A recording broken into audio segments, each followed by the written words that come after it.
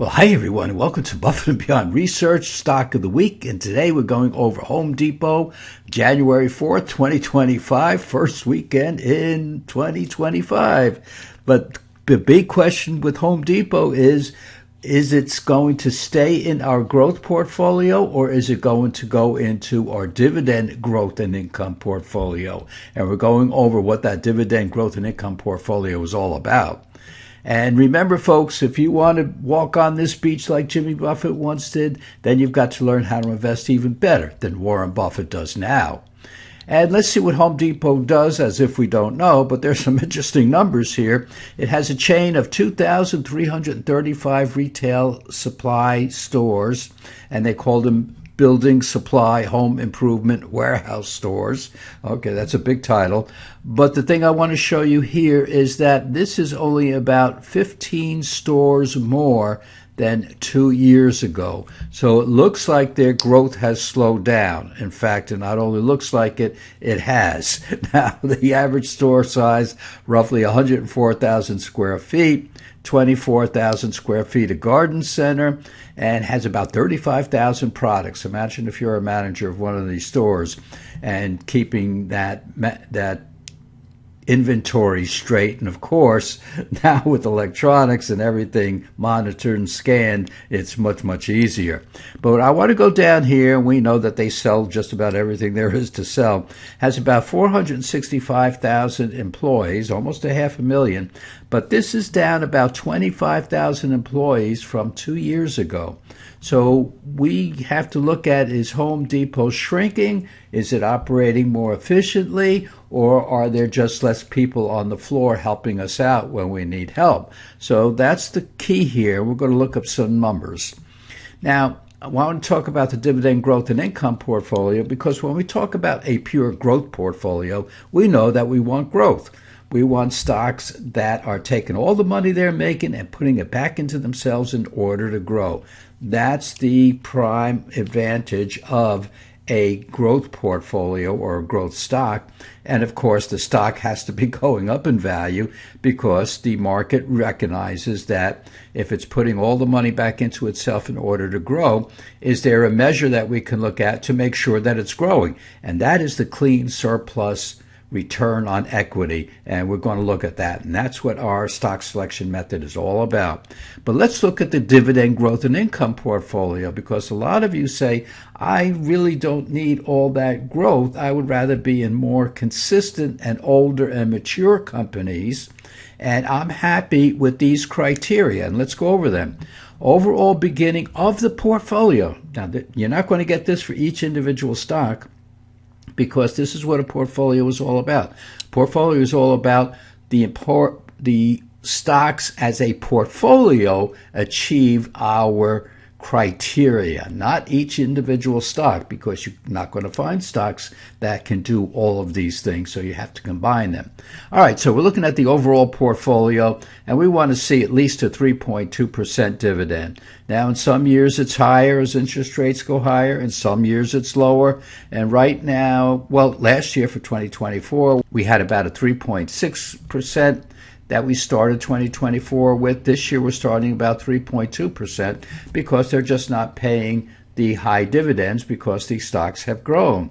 So we're looking at a 3.2% dividend, which is what, twice as much as the S&P 500, and a little bit more. And the growth of a dividend, we want to see the dividends growing at 7 to 8% per year. And what about appreciation potential? We don't want to see a stock that's dead in the water and not growing at all. We want to see appreciation potential of 7 to 8% per year. Now, again, all the stocks in this portfolio do not achieve all these three items and in the same stock. So we have to pick stocks that are achieving at least some of them, but the portfolio as a whole will be doing this, so we could quadruple that portfolio over the next 6, 7, 8 years. And that's what we want to see. Nice, easy, slow growth, good, substantial companies. So let's look at Home Depot. And let's look at the clean surplus return on equity. Clean surplus return on equity tells us the efficiency of the investment, or our investment dollar in that company, how it's growing, or not growing, and if it's efficient or not. Now, the average stock in the S&P 500 and our stock database has about a 13.5% clean surplus ROE. So stocks with a clean surplus ROE above that should outperform the market averages, and stocks below 13% should underperform the S&P 500. So the clean surplus return on equity tells us where to start. And if as long as it's above 13.5%, then we begin to look. Now, to get in our growth portfolio, we want to see a 20% ROE. And you can see that this stock up until 2024 had a 20% or above 20% return on equity. So we liked it for our growth portfolio. But look what happened for 2024, and look what's happening for 2025. Expected to go below that ROE. That's one of the criteria to get into our growth portfolio. But does this stock fit our dividend growth and income portfolio? So the retention rate, in other words, how much of the money that the company is making does it put back into itself? For our growth portfolio, we want to see about 100%, like Google, like Amazon, like Meta, like Netflix. They are still growing companies, and they're taking all their money they're making and putting it back in themselves in order to grow and come up with more inventions like AI that you've been hearing about over the past year. Retention rate here is less than 50%, but that's about the average for the average stock in our dividend growth and income portfolio. In other words, they've reached their growth saturation point.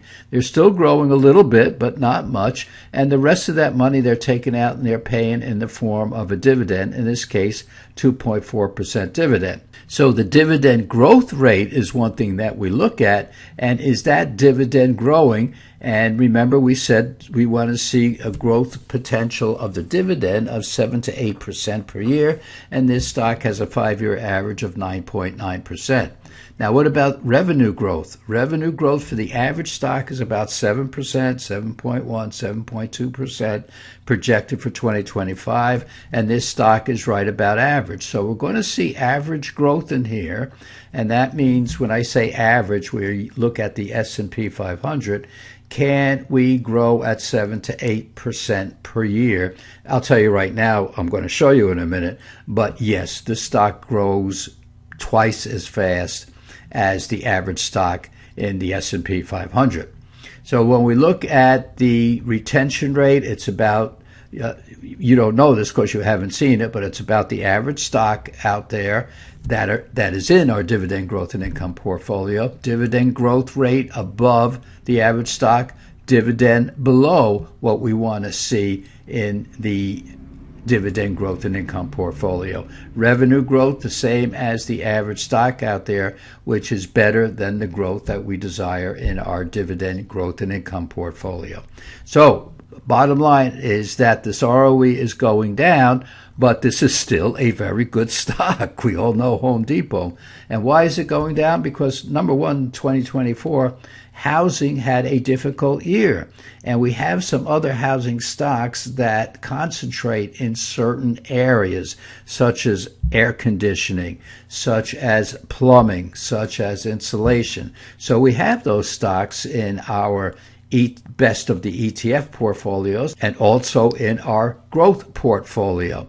So do we need another housing stock that moves along with housing in our growth portfolio? And the answer right now is no, because we knew that we'd be taking Home Depot out of our growth portfolio and maybe putting it in our dividend growth and income portfolio. So let's look further. Let's look at the 1-year return of Home Depot. The black line is the S&P 500. And now this chart is as of 3 days into 2025. But right down here is where it was at the end of 2024, December 31st. And Home Depot started falling because housing has just not done so well this past year. And of course, Home Depot sells housing products. So we're seeing that it still grew 15%, which is twice as much as we wanted or we need in our dividend growth and income portfolio. So it's achieved the growth potential. It achieved already the above dividend growth potential, and therefore, let's go to 5 years, and we can see over 5 years it has done, again, black lines, the S&P 500.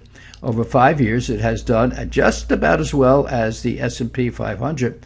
But don't forget, the S&P 500 has had a magnificent string of 5 years, except for 2022. But boy, oh boy, this growth rate is something, because the average that the S&P has grown since its inception is 7.7%. Since 2022, the end of 2022, when we began our growth portfolio, it has grown about 9.8% per year. So it's growing more, and for 2023 and 2024, it has grown over 20% each of those 2 years. So it's way ahead of itself right here, folks. So this is what we have. We do have a stock, Home Depot, in this yellow line, growing at an average rate of about 15% per year, just as it did in 2024, which means it's growing fast, twice as fast as the portfolio requirements of our dividend growth and income portfolio. So let's go back one more time and look at these numbers, and we can see it's below what we want for our growth portfolio, but these numbers suggest it's very good both in the dividend growth, above our criteria for the dividend growth and income portfolio, revenue growth because the stock is growing at 15% a year, but the revenue growth 7.1% as the average stock is, and the average stock returns about 9.8% a year. Home Depot's doing 15%, so it's above the growth or appreciation that we're looking for. It's below the dividend that we want to see for our portfolio in this year for 3.2%, 3.3%. It's below that, but it's growing faster than the criteria of our portfolio. So no, we do not want Home Depot in our growth portfolio this coming year, but we do have it in our dividend growth and income portfolio for this year. So folks, we still like Home Depot. It's just that we moved it to a different portfolio that meet the criteria of, or Home Depot meets the criteria of that portfolio. So yes, we'll keep it in our dividend growth and income portfolio, because anything above 13.5% is a better than average stock. And retention rate is right around the average of that dividend growth and income portfolio. So in other words, Home Depot has seen the best of its growth periods, but now it's still making money. Now it's starting to give the money back to the investor in the form of the dividend, which makes it a less, under normal circumstances, a less than average volatile stock. So the dividend growth and income portfolio is less volatile than the market itself and less volatile than our growth portfolio. And so we do have that dividend growth and income portfolio for a less volatile portfolio, but still maintaining those criteria of 7 to 8% dividend growth rate, 7 to 8%, above 7 to 8% appreciation rate. So yeah, Home Depot is a good candidate for our dividend growth and income portfolio. So folks, if you want to walk on this beach like Jimmy Buffett once did and look through the seashell with a hole in it, actually it's a piece of coral, and watch the sunrise, well, okay, he didn't look through this little piece of coral to see the sunrise, but he did walk on this beach that you are looking at. So if you want to walk on the beach like Jimmy Buffett once did, and you have your wealth creation in order and you're in the right stocks, then you want to learn how to invest even better than Warren Buffett does now. So folks, we had a good 2024, good 2023, and we hope to have a great 2025. So go out this weekend, be with your friends, be with your loved ones. Take it nice and easy, be safe, and we'll see you right back here in a couple of days.